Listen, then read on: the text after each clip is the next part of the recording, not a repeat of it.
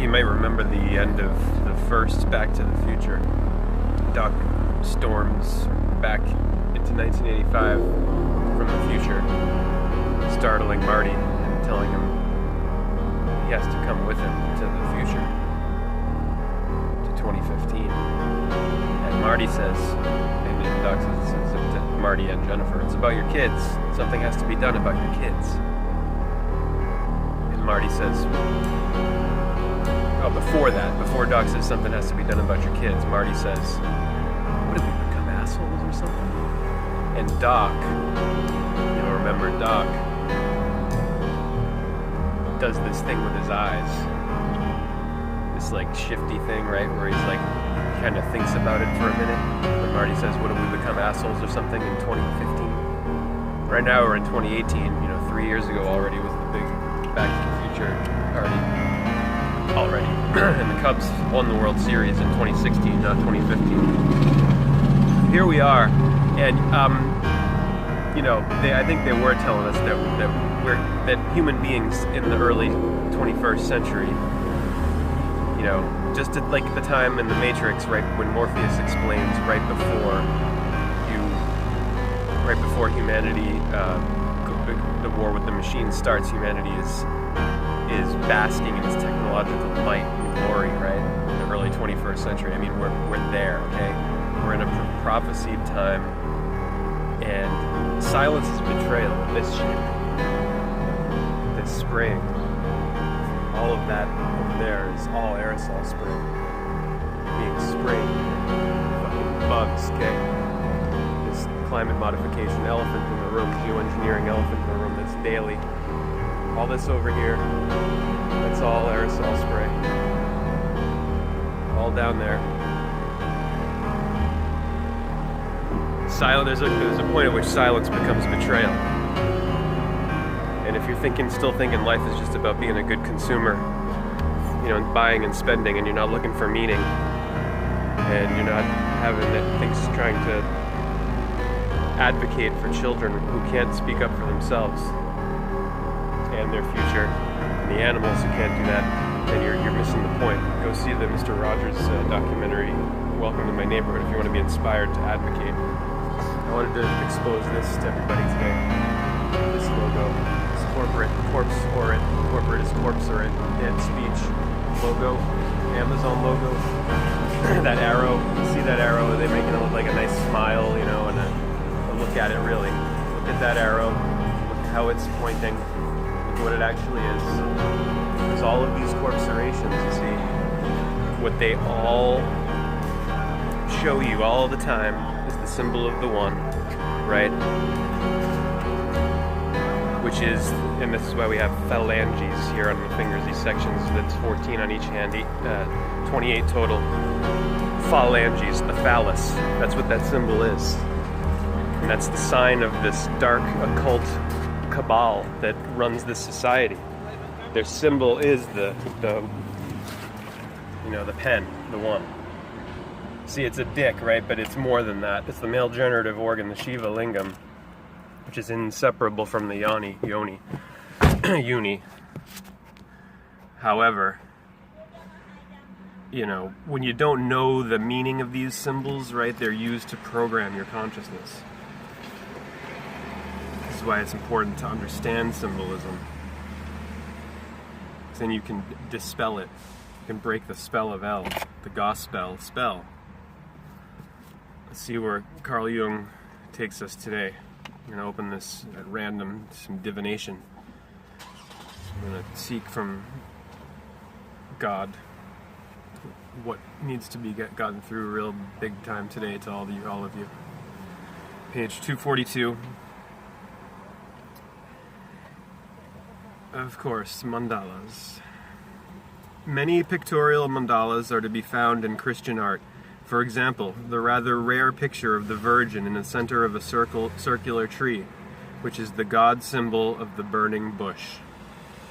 The most widely current mandalas in Christian art are those of Christ surrounded by the four evangelists. These go back to the ancient Egyptian representations of the god Horus and his four sons. Four directions, 4 elements, 4 suns. Okay? In architecture, the mandala also plays an important part, but one that often passes unnoticed. It forms the ground plan both of secular and sacred buildings. It forms the ground plan of secular and sacred buildings in nearly all civilizations. It, the mandala, the magic circle, enters into classical, medieval, and even modern town painting. A classical example appears in Plutarch's account of the foundation of Rome. According to Plutarch, Romulus sent for builders from Etruria, who instructed him by sacred usages and written rules about all the ceremonies to be observed, in the same way as in the mysteries.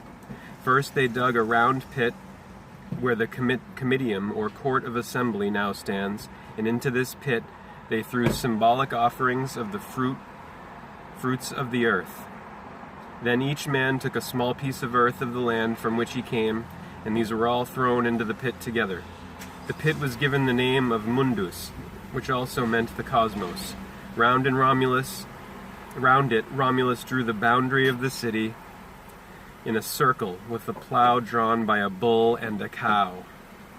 Wherever a gate was planned, the plowshare was taken out and the plow carried over. The city founded in this solemn ceremony was circular in shape, yet the old and famous description of Rome is urbs quadrata, the square city. According to one theory that attempts to reconcile this contradiction, the word quadrata must be understood to mean quadripartite. That is, the circular city was divided into 4 parts by 2 main arteries running from north to south and west to east. The point of intersection coincided with the mundus mentioned by Plutarch.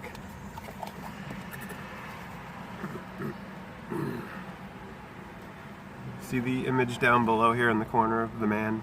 I'm going to read to you what that is.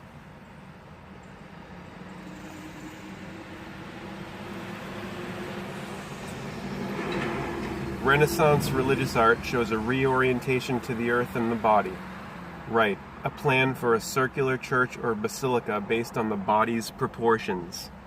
Drawn by the 15th century Italian artist and architect Francesco di Giorgio. Okay?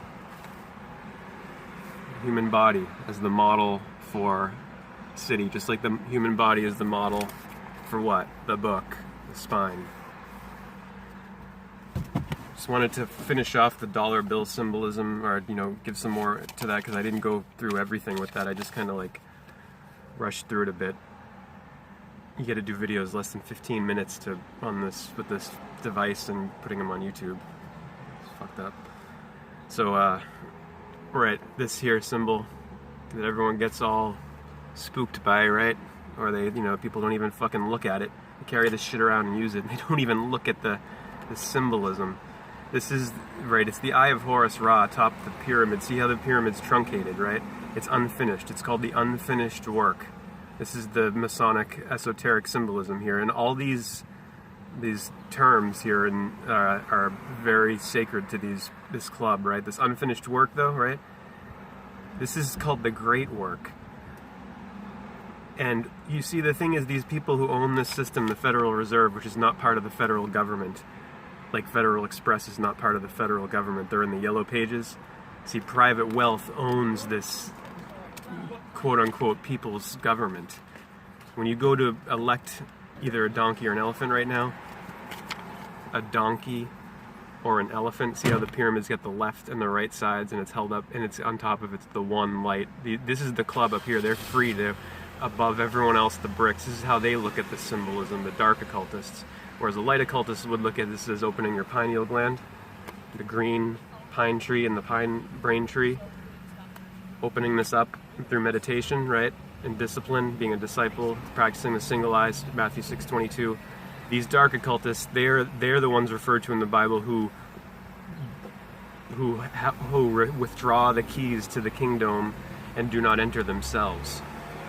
And it's all the religions, it's the government, it's business, banking, all Federal Reserve, all together coordinated to lock you out of your kingdom, to keep you outer directed, believing that you're just 2-eyed instead of 3. This unfinished work, right, as far as the higher meaning of this, Masonic noble meaning of this, is what we gotta do. because they're not going to do it. They're trying to stop the great work from being finished. They've overtaken, Freemasonry and the whole. They've used the whole world system to bring about their dark transhumanist agenda, where they'll have absolute control. They'll be in this position, have nature all to themselves, and everyone else will be locked into a virtual prison. This is the agenda behind transhumanism and what a lot of this aerosol, another agenda in addition to the solar radiation management and confusing the public about the climate collapse. There's also the agenda of transhumanism with this, where they're supercharging the atmosphere with metals, and they're putting these metals are going into us. This is why these people don't care about getting these metals in themselves being contaminated, because to them it's not being contaminated. They think they're being upgraded. They think that we're going to become God by merging with machines. This is the insane transhumanist ideology and agenda that the majority of the public is not addressing, and silence is betrayal right now. And the karma, the fruits of destroying an entire web of life, biosphere. The planet's not going to be okay, as these people say. Oh yeah, we'll be gone, but the planet will be fine. No. This geoengineering, what's being done to the atmosphere, is making it so Earth will be Venus syndrome. Look it up. Go to geoengineeringwatch.org, educate yourself if you care at all about your children, your children's future, if you care about animals, you care about the biosphere, you care about nature, trees, plants, you care about yourself and your own life and your own health. Speak up or forever hold your peace. It's now or never, always, Truly, because it's always now. It's always now. It's never the past. It's never the future. It's always now. Namaste. Hare Krishna.